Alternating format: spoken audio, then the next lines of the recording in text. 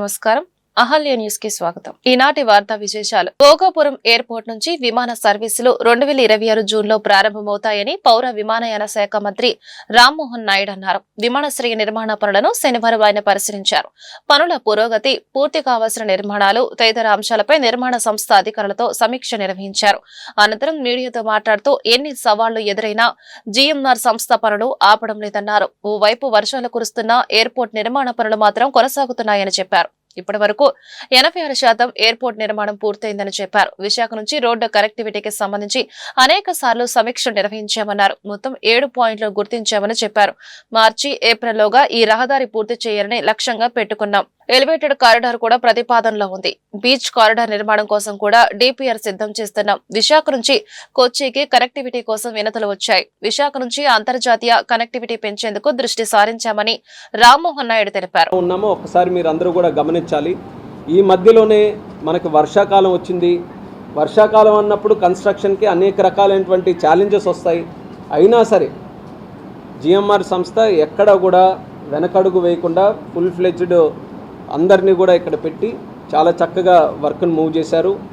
Earth works కానీ, runway కానీ, ట్యాక్సీవే కానీ వీటన్నిటినీ ఆల్మోస్ట్ 100% వర్క్ అంతా కూడా ఫినిష్ చేశాం. మెయిన్ టెర్మినల్ బిల్డింగ్ ఏదైతే ఉందో అది 79% పూర్తి చేశాం.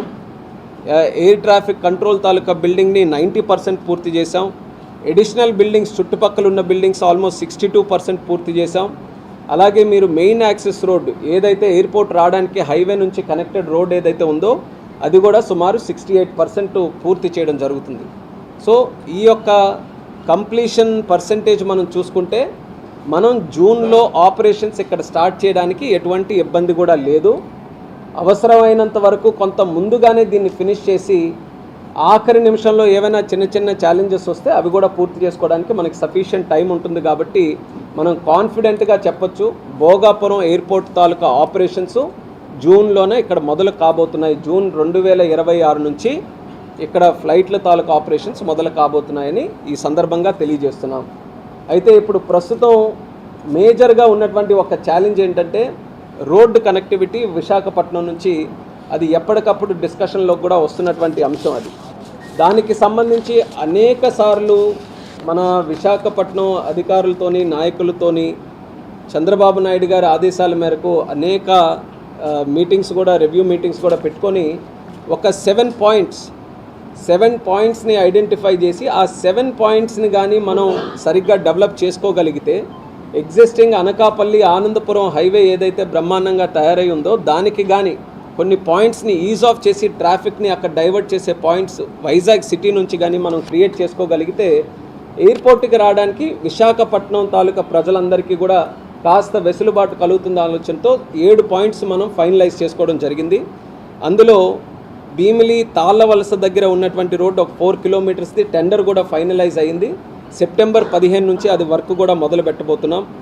అలాగే విఎంఆర్డిఏకి సంబంధించి బోయపాలెం జంక్షన్ దగ్గర పరదేశీపాలెం ఆ యొక్క సెగ్మెంట్ కూడా ఒక 6 కిలోమీటర్లు ఏదైతే ఆ విశాఖపట్నం బీచ్ దగ్గర నుంచి హైవే వరకు ఉంటుందో అది కూడా సెప్టెంబర్ 15కి వర్క్ మొదలు పెట్టబోతున్నాం. రాష్ట్ర వ్యాప్తంగా ఈ ఏడాది ఖరీఫ్ సీజన్ లో 50 లక్షల మెట్రిక్ టన్నుల ధాన్యం కొనుగోలు చేస్తామని పౌర సరఫరాల శాఖ మంత్రి నాదెండ్ల మనోహర్ తెలిపారు. వైసీపీ హయాంలో చేసిన ఇబ్బందులను దాటి రైతులకు ప్రత్యేక వెసులుబాటు కల్పించేలా ముందస్తు ప్రణాళిక సిద్ధం చేశామని స్పష్టం చేశారు. కాకినాడ కలెక్టరేట్ లో ఉమ్మడి ఉభయ గోదావరి జిల్లాల జాయింట్ కలెక్టర్లు అధికారులతో ధాన్యం కొనుగోలు పైన మనోహర్ సమీక్షించారు. కొనుగోలు విషయంలో ఒక మార్పు తీసుకురాగలిగాం.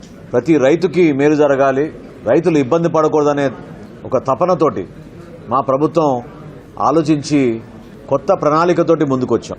గత ఖరీఫ్ మాసంలో 35,94,000 మెట్రిక్ టన్నుల ధాన్యం సేకరించాం.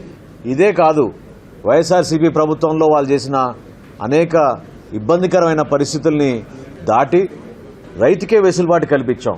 ఈ సంవత్సరం ఖరీఫ్ కోసం ప్రత్యేకంగా 50 లక్షల మెట్రిక్ టన్నుల ధాన్యం కొనుగోలు చేయడానికి మీ అందరం కూడా సిద్ధమయ్యాం. 11,852 కోట్ల రూపాయల ధాన్యం ఒక్క ఖరీఫ్లోనే కొనడానికి మేము సిద్ధమయ్యాం.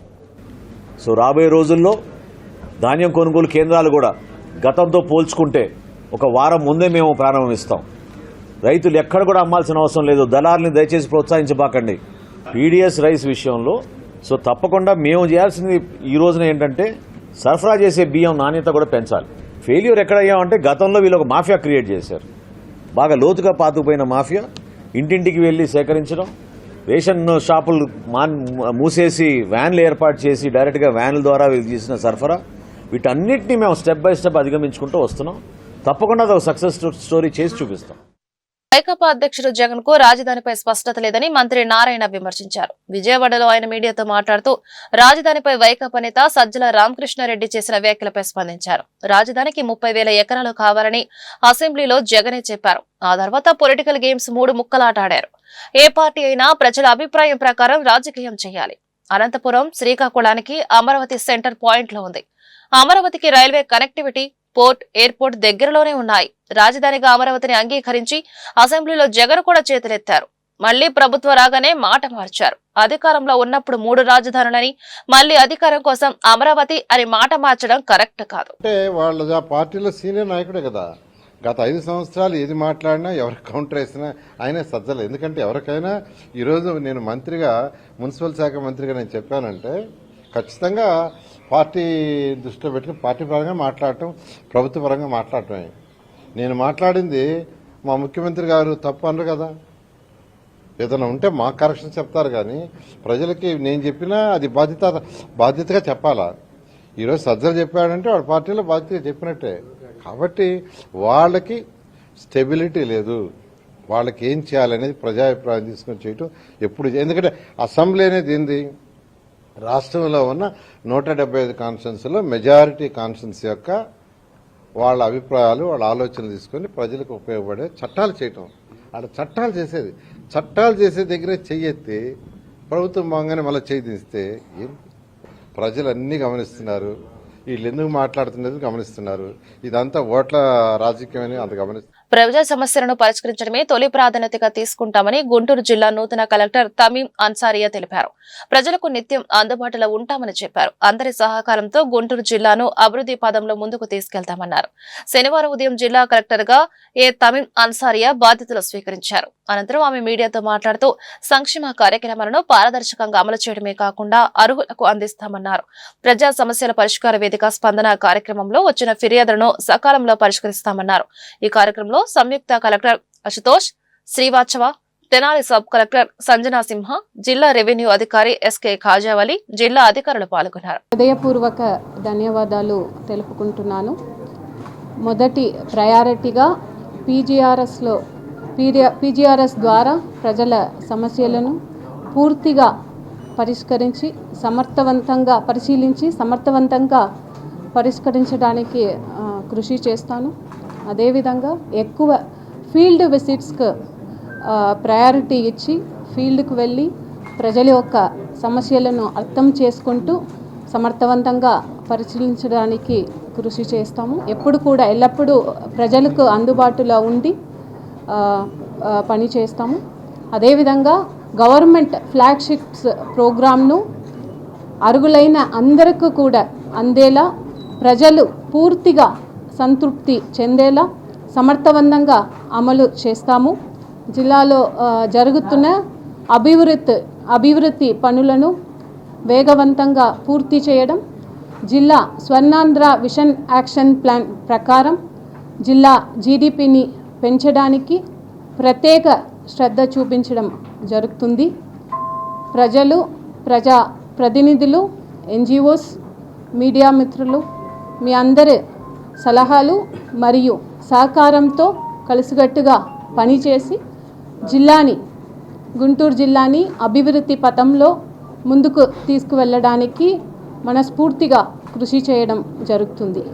ధన్యవాదాలు. గుంటూరు ప్రభుత్వ మహిళా కళాశాలను శనివారం స్థానిక ఎమ్మెల్యే మహమ్మద్ నజీర్ తో కలిసి గ్రామీణాభివృద్ధి కమ్యూనికేషన్ శాఖల కేంద్ర సహాయ మంత్రి డాక్టర్ పెమ్మసాని చంద్రశేఖర్ సందర్శించారు. ఈ సందర్భంగా కళాశాల గదులను వారు పరిశీలించారు. ఈ మేరకు మంత్రి పెమ్మసాని మీడియాతో మాట్లాడుతూ గుంటూరులో ఉన్నటువంటి సమస్యలను ఒక్కొక్కటిగా పరిష్కరిస్తున్నామని చెప్పారు.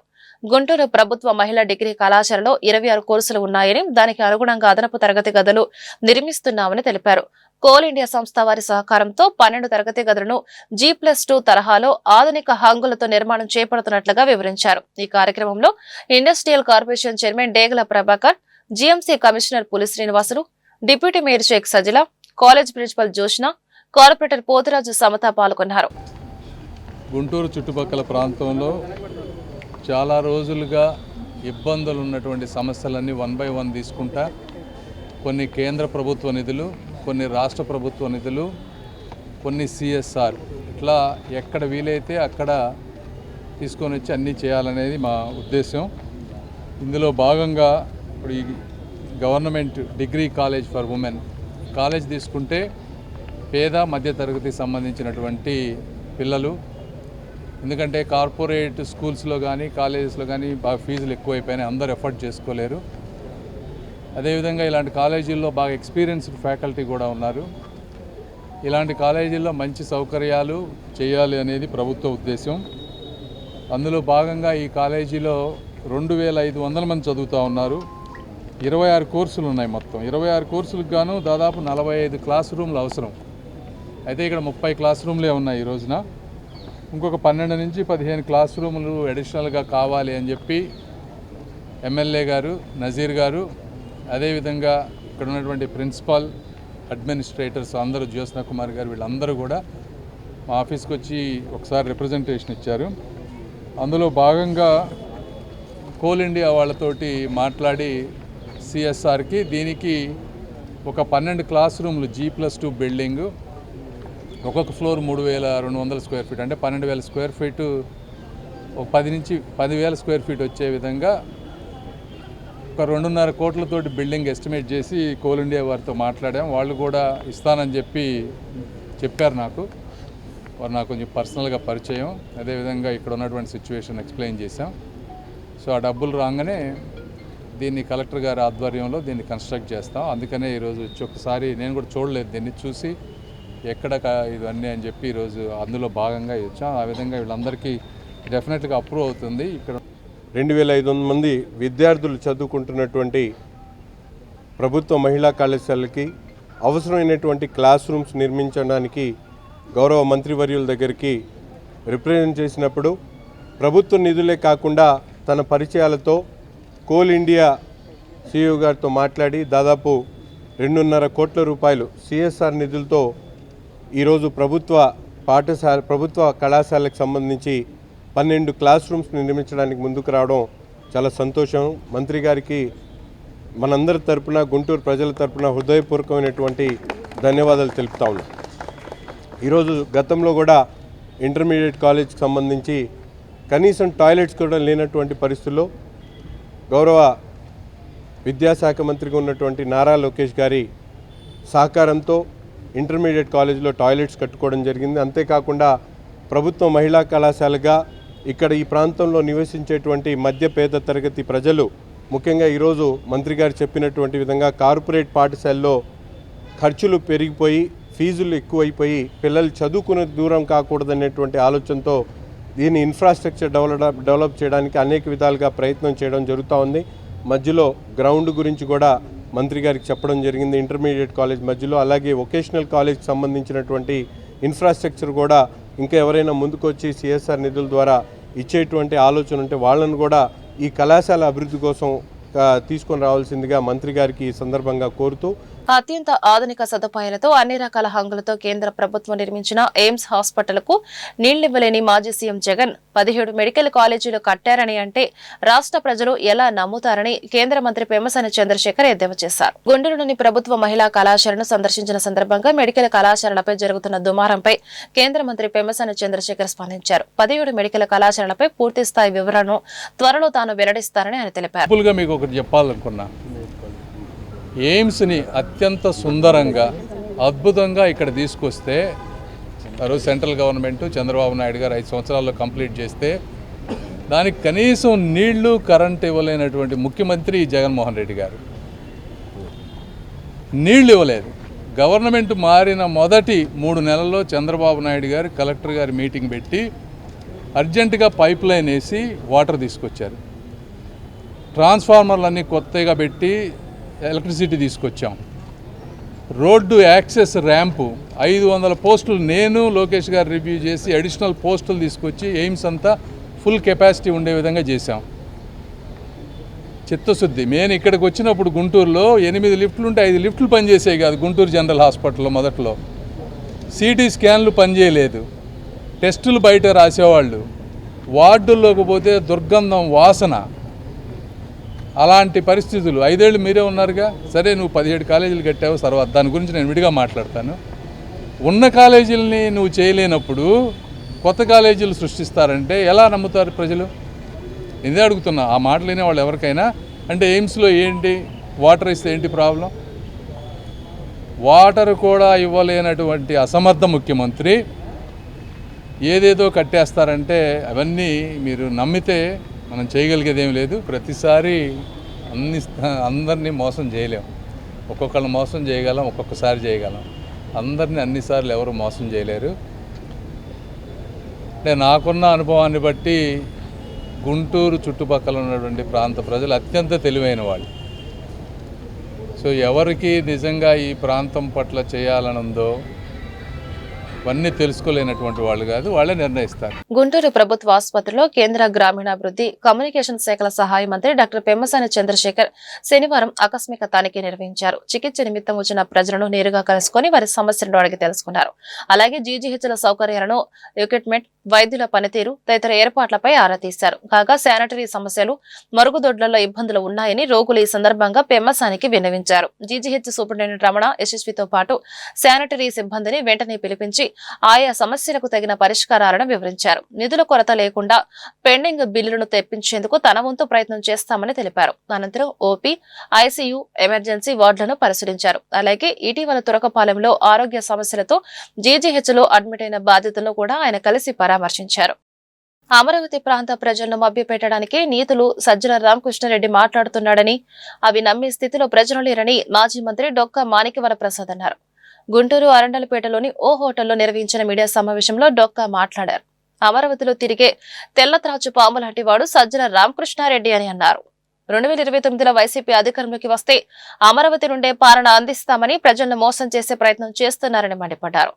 ఇప్పటికైనా వైసీపీ నాయకులు సజ్జల రామకృష్ణారెడ్డి మోసపూరిత మాటలు ప్రజలు నమ్మవద్దని హితవు పలికారు. 2024 ఎన్నికల్లో రాజధాని రైతులు బుద్ధి చెప్పినా వైసీపీ నాయకులకు బుద్ధి మారలేదని అన్నారు. మీ నాయకుడు జగన్మోహన్ రెడ్డి అమరావతి విషయంలో స్టాండ్ మారడాన్ని అంటే ప్రజలు నమ్మే పరిస్థితుల్లో లేరని అన్నారు. 3 రాజధానుల విషయంలో జగన్మోహన్ రెడ్డి మొండిగా ఉంటాడని, ఆయన మారే వ్యక్తి కాదని అన్నారు. వైసీపీ నాయకులకు దమ్ము ఉంటే అమరావతి రాజధాని అని ప్రమాణం చేయండి అని అన్నారు.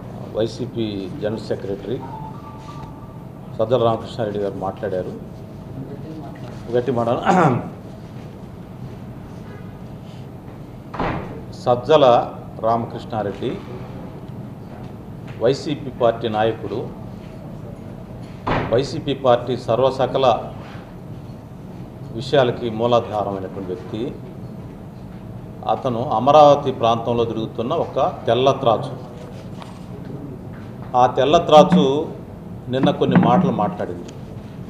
అది అమరావతి ప్రాంతంలో సంచరిస్తూ అమరావతి ప్రాంత ప్రజలను మభ్యపెట్టడానికి కొన్ని నయవంచనతో కూడిన మాటలు మాట్లాడింది నిన్న. ఏమని అంటుందంటే, మేము రేపు అధికారంలోకి వస్తే అమరావతి ప్రాంతంలో విజయవాడ అమరావతిని డెవలప్ చేస్తాము, అక్కడేమో ఆ బిల్డింగ్లు కట్టిన బిల్డింగ్లు అంతే ఉంటాయి, అది కొనసాగిస్తాము అని ఒక లూజుగా ఈ ప్రాంత ప్రజల్ని, ఈ కృష్ణా, గుంటూరు, ప్రకాశం, ఈ సెంటర్ ఆఫ్ ది లొకేట్ ప్రాంత ప్రజల, జిల్లాల ప్రజల్ని, ఆ ప్రజాప్రతినిధులను వంచన చేయడానికి ఆ తెల్లత్రాచు నిన్న మాట్లాడింది. అది అమరావతి ప్రాంతంలో తిరుగుతున్న ఒక పెద్ద తెల్లత్రాచు. అది సజ్జల రామకృష్ణారెడ్డి. అతను ఎంత దుర్మార్గం అంటే, ఈ ప్రాంత ప్రజాప్రతినిధులంతా, వాళ్ళ పార్టీకి సంబంధించిన వాళ్ళ నాయకులంతా కూడా అడుగుతూ ఉన్నారు, అమరావతి మీద మన స్టాండ్ ఏంటి, మేము ఏ ఊరు పోయినా అదే అడుగుతున్నారు, ఎక్కడికి పోయినా అమరావతి మీద ఒక స్టాండ్ తీసుకోండి, ఏంటి చెప్పండి అని అడుగుతూ ఉంటే, దారి తప్పించడానికి, మోసగించటానికి అతను ఒక నయవంచనతో కూడిన ఒక వంచనా శిల్పం. అతను ఆ వంచనా శిల్పంలో భాగంగా ఒక నయవంచనతో అమరావతి ఇక్కడే ఉంటుంది, కృష్ణా, విజయవాడ, గుంటూరు మధ్య నగరాన్ని డెవలప్ చేయాలి అంటే ఆ అమరావతిని వదిలేస్తాడు. అది అర్థం కాకుండా వంచనతో కూడిన కొన్ని పదాలు వాడాడు సజ్జల రామకృష్ణారెడ్డి. ఆ మోసపూరితమైన మాటలు మానుకోవాలని చెప్పి క్లారిటీగా అమరావతి విషయంలో రాష్ట్ర ప్రజానీకం చెప్పుతో కొట్టిన తీర్పు ఇచ్చారు. చెప్పుతో కొట్టారు. అమరావతి విషయంలో మేము అమరావతికి సపోర్టు, కూటమి నిర్ణయానికి సపోర్టు, చంద్రబాబు గారి నిర్ణయానికి మేము సపోర్ట్ అని 172 సీట్లు చెప్పుతో కొట్టి సమాధానం చెప్పారు. ఇంకా దానిలో మళ్ళీ వంచన ఏంటి? మీ ప్రజాప్రతినిధులు ప్రజల దగ్గరికి వెళ్ళటానికి, మీ పార్టీ వాళ్ళు ప్రజల దగ్గరికి వెళ్ళటానికి దిక్కు లేక మీ ప్రజల దగ్గరికి వెళ్ళి ఏదో మప్పిపోయిన మాటలు చెప్పాలి కాబట్టి అది ఏంటో తేల్చండి, దాని విషయం పరిష్కారం చేయండి, ఏదో స్టాండ్ లేకపోతే ప్రజల దగ్గరికి వెళ్ళలేకపోతున్నామని ఈ ప్రాంత రాజకీయ నాయకులు అడుగుతూ ఉంటే వైసీపీ నాయకులు తురకపాలెం గ్రామంలో పర్యటించి అసత్య ప్రచారాలు చేస్తున్నారని జనసేన పార్టీ జిల్లా అధ్యక్షుడు గాదె వెంకటేశ్వరరావు వ్యాఖ్యానించారు. గుంటూరు లార్జ్ సెంటర్లోని జనసేన జిల్లా పార్టీ కార్యాలయంలో ఏర్పాటు చేసిన మీడియా సమావేశంలో గాదె మాట్లాడారు. తురకపాలెం మరణాలపై రాష్ట్ర ప్రభుత్వం అప్రమత్తమై వైద్య శిబిరాలు ఏర్పాటు చేసిందన్నారు. కులాల మధ్య చిచ్చు పెట్టేందుకు మాజీ ముఖ్యమంత్రి జగన్మోహన్ రెడ్డి వాళ్లు నాయకులను పంపించారని చెప్పారు. తురకపాలెంలో 90,000 లీటర్ల సామర్థ్యం కలిగిన ట్యాంకు నుండి గ్రామంలో మంచినీరు వచ్చిందన్నారు. వైసీపీకి రాజీనామా చేయాలి అంటే కులం శవం కావాలని అన్నారు. పంచాయతీ వ్యవస్థను నాశనం చేసి డబ్బులు దారి మళ్లించారని తెలిపారు. జలజీవన్ మిషన్ లో ఎంత డబ్బు నాశనం చేశారో వైసీపీ నాయకులు సమాధానం చెప్పాలన్నారు. గత వైసీపీ ప్రభుత్వం నాసిరకం మద్యం తాగడం వల్లనే తురకపాలెం గ్రామంలో ప్రజలు అనారోగ్య బారిన పడి చనిపోయారని అన్నారు. తురకపాలెం గ్రామంలో అనుకోని విధంగా దురదృష్టవశాత్తు కొన్ని మరణాలు జరిగినాయి అక్కడ. సో ఒకసారిగా ప్రభుత్వం అప్రమత్తమై దాని మీద ఏం జరుగుతుందనేది అటు మెడికల్గా అక్కడ ఉన్నటువంటి పరిసరాల గురించి కానీ అన్నీ ఎనలైజ్ చేస్తూ ఇప్పటివరకు కూడా వాళ్ళందరికీ క్యాంపులు పెట్టి దాన్ని కంట్రోల్ చేయగలిగాం. కంట్రోల్ చేసాం కూడా పూర్తిగా. సరే, ఈ పర్వంలో గతంలో పాలించినటువంటి వైఎస్ఆర్ పార్టీకి సంబంధించినటువంటి ప్రముఖులు చాలామంది ఆ ప్రాంతానికి రావటం, ఏదో వాళ్ళ ఇష్టానుసారంగా మాట్లాడటం, ప్రభుత్వం మీద బురద జల్లుదామనే ప్రయత్నాలు చేస్తూ కూడా గడుపుకుంటూ వచ్చారు. కానీ ప్రజలకు తెలుసు అక్కడ వాస్తవం ఏంటో, ప్రజలకు మంచి చేయాలని ఆలోచిస్తున్నటువంటి మాకు తెలుసు. అనుకోని విధంగా జరిగింది, దాన్ని రెక్టిఫై చేశాం. నిన్న మళ్ళా కొత్త యాక్టర్లు వచ్చారు. ఒక ఆయన ఉత్తరాంధ్ర ప్రాంతం నుంచి, ఇంకొక ఆయన మన పక్కన ఉన్నటువంటి కృష్ణా జిల్లా నుంచి. ఏదో మేధావులుగా మమ్మల్ని జగన్మోహన్ రెడ్డి గారు పంపించారు. మేము గతంలో మా వాళ్ళు వచ్చి మాట్లాడినా కానీ అది పాపం ఏదంటే మాట్లాడి ఏదో చెప్పారు, అది సరిపోలేదు, ఇవాళ మేము మేధో సంపత్తిలో ఉన్నటువంటి ఇద్దరం వచ్చామన్న విధంగా నిన్న వచ్చారు, చూశారు. అక్కడ పరిస్థితులన్నీ తెలుసుకున్న తర్వాత యథాలాపంగా మళ్ళీ మాట్లాడారు కాబట్టి ప్రెస్ మీట్ కండక్ట్ చేశారు. ఈ మేధావులిద్దరూ కూడా దాంట్లో ఏం చెప్పదలుచుకున్నారు? ఒక ఆయన గతంలో మంత్రిగా కూడా చేశాడు, ఏమి వెలగబెట్టాడో పాపం అతను తెలుసు. ఇంకొక ఆయన పక్క జిల్లాలో ఎప్పుడు అవకాశం దొరికితే అప్పుడు ఏ రకంగా కులాల మధ్యన గొడవలు పెట్టాలని చెప్పేసి ఈ రోజు కూడా చేస్తానంటాడు. అది కూడా ఆ ప్రాంతంలో వాసులందరికీ తెలుసు. పల్నాడు జిల్లా దాచేపల్లి అద్దంకి నార్కెట్పల్లి హైవేపై ద్విచక్ర వాహనంపై వెళ్తున్న వ్యక్తిని లారీ ఢీకొట్టడంతో ఒకరు మృతి చెందారు. మృతుడు స్థానిక నారాయణపురం గ్రామానికి చెందిన 22 సంవత్సరాల సుకుమార్ గా గుర్తించారు. మృతుడు స్థానిక ఓ హోటల్లో పనిచేస్తూ జీవనం సాగిస్తున్నాడు. పనులు ముగించుకుని హోటల్కు వెళ్తుండగా అతివేగంగా వచ్చి లారీ ఢీకొనడంతో సుకుమార్ అక్కడికక్కడే మృతి చెందారు. సంఘటనా స్థలానికి చేరుకున్న పోలీసులు లారీ డ్రైవర్ ను అదుపులోకి తీసుకుని లారీని స్టేషన్ కు తరలించారు. మృతదేహాన్ని పోస్టుమార్టం నిమిత్తం గురజాల ప్రభుత్వ ఆసుపత్రికి తరలించి కేసు దర్యాప్తు చేస్తున్నారు. గుంటూరు జిల్లా పత్తిపాడు నియోజకవర్గం పెదనందిపాడు మండలం అన్నపర్రు గ్రామ సమీపంలో పిడుగుపాటుకు 2 మహిళా కూలీలు మృతి చెందారు. అన్నపర్రకు చెందిన కిట్టు శ్రీలక్ష్మి, తన్నీరు నాగమ్మ, దేవరపల్లి సామ్రాజ్యం కూలీ పనులకు వెళ్లారు. వర్షం పడడంతో తిరిగి ఇంటికి వస్తుండగా కొప్పర్రు అన్నపర్రు రహదారిలోని చాకలి చెరువు వద్ద పిడుగుపడడంతో నాగమ్మ, సామ్రాజ్యంలో అక్కడికక్కడే మృతి చెందారు. సమాచారం తెలుసుకున్న పోలీసులు, రెవెన్యూ సిబ్బంది సంఘటన స్థలానికి వెళ్లి వివరాలు సేకరించారు. విద్యారంగ సమస్యల పరిష్కారమే లక్ష్యంగా కూటమి ప్రభుత్వంపై ఏఎస్ఎఫ్ యుద్ధం ప్రకటించారని సిపి రాష్ట్ర కార్యదర్శి రామకృష్ణ సూచించారు. విద్యార్థుల సౌండ్ కు ప్రభుత్వం భయపడాలన్నారు. చంద్రబాబు దిగిపోయేలోపు ప్రజలకు ఏం మిగిలిందని జోషిన్ చెప్పారు. విద్యా రంగాన్ని ప్రైవేటీకరణ చేస్తే పేద విద్యార్థులకు న్యాయం జరగదన్నారు. ఏ విధంగా చూసినా కార్పొరేట్ కళాశాలల ముందు గవర్నమెంట్ కళాశాలలు నిలబడటం లేదన్నారు. డబ్బు లేదన్న సాగుతో నూతన మెడికల్ కళాశాలను పీపీపీ మోడల్లో అభివృద్ధి అంటూ చంద్రబాబు చేతులెత్తేశారని మండిపడ్డారు. శనివారం గుంటూరు ఏసీ కళాశాల ఆడిటోరియంలో విద్యా వైద్య రంగాల కార్పొరేటీకరణను ఆపాలి, కషాయీకరణను అడ్డుకుందాం అనే అంశంపై ఏఎస్ఎఫ్ ఆధ్వర్యంలో రాష్ట్ర స్థాయి సదస్సు జరిగింది. ఈ సదస్సులో రామకృష్ణ ముఖ్య అతిథిగా పాల్గొని ప్రసంగించారు. ఈ కార్యక్రమంలో ప్రముఖ వైద్యులు డాక్టర్ ఆలా వెంకటేశ్వర్లు, సేవ్ ఎడ్యుకేషన్ కమిటీ నాయకులు రమేష్ పట్నాయక్, సుబ్బారావు, నాసర్జీ తదితరులు పాల్గొన్నారు.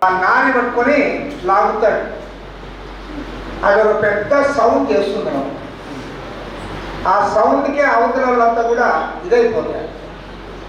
అప్పుడు యాక్చువల్గా కర్ణుడు అవతల, అర్జునుడికి అవతల ఉండేది కర్ణుడు. కర్ణుడి యొక్క స్థానం ఎవరంటే రథసారథి శల్యుడు. శల్యుడు అడుగుతాడు కర్ణుడిని. శల్యుడు ఏమడుగుతాడంటే, నువ్వు భయపడినావు కదా అని అడుగుతాడు. నువ్వు భయపడినావు కదా అంటే కర్ణుడు కూడా అమోఘమైన పరాక్రమవంతుడు, యుద్ధంలో కూడా తారితేరిన వాడు. కానీ కర్ణుడు అంటాడు, నిజమే ఒక క్షణం పాటు నేను కూడా భయపడినాను అంటాడు. మీరు కూడా యుద్ధం ఎట్లా చేయాలంటే మీ సౌండ్కే గవర్నమెంట్ భయపడాలి, అంత సౌండ్ చేయాలి. కారణం ఏమంటే, నేను మొదటిసారి మీటింగ్లో చెప్తాను, ఇంతవరకు నేను ఎప్పుడు చెప్పలేదు. ఈ చంద్రబాబు నాయుడు గవర్నమెంట్ దిగిపోయేలోగా ఈ రాష్ట్రంలో ప్రజలకంటూ ఏమీ ఉండదు. ఏమి చేయడా చంద్రబాబు నాయుడు అంటే, చంద్రబాబు నాయుడు చాలా చేస్తాడు. అమరావతి కడతాడు, డౌటే లేదు. బ్రహ్మాండమైన అమరావతి కడతాడు, కొన్ని ఐటీ సంస్థలు తెస్తాడు, కొన్ని పరిశ్రమలు కడతాడు, కొన్ని ప్రాజెక్టులు కడతాడు. కానీ దేనిపైన కూడా మన ప్రజల పెత్తనం ఉండదు. పెత్తనం కార్పొరేట్ల పెత్తనం ఉంటుంది. అన్ని వాళ్ళకి అప్పచెప్తాడు. మేము మన డాక్టర్ గారు చెప్పారు, విద్యారంగం టోటల్గా ప్రైవేటైజేషన్. రాష్ట్రంలో విద్యా వైద్య రంగాల కార్పొరేటీకరణ ఆపాలని, కాషాయకరణ అడ్డుకుందామనే అంశంపై ఏఐఎస్ఎఫ్ రాష్ట్రస్థాయి సదస్సు ఈరోజు గుంటూరు నగరంలో ఏసీ కళాశాల నందు నిర్వహించుకోవడం జరిగింది.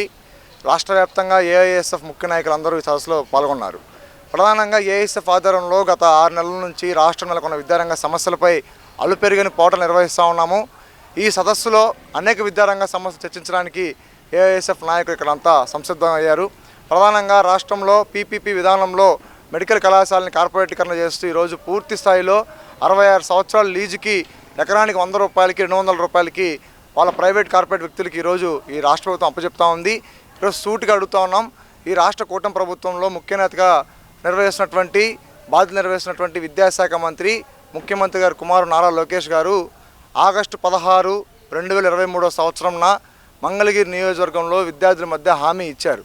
మేము అధికారంలోకి వస్తే 107, 108 జీవోలు రద్దు చేస్తాము. ప్రతి ఒక్క పేద విద్యార్థికి, ప్రధానంగా మెరిట్ విద్యార్థులకి, నీట్ రాసి స్కోర్ సాధించిన విద్యార్థులకి ఉచితంగా కన్నడ కోటాలో సీట్లు వచ్చేలా చేస్తామని చెప్పారు. అధికారంలోకి వచ్చిన తర్వాత పులివెందుల కళాశాల మాకు అవసరం లేదని చెప్పని, పాడేరు కళాశాల మాకు అవసరం లేదని చెప్పని సెంట్రల్ గవర్నమెంట్కి లెటర్ రాశారు.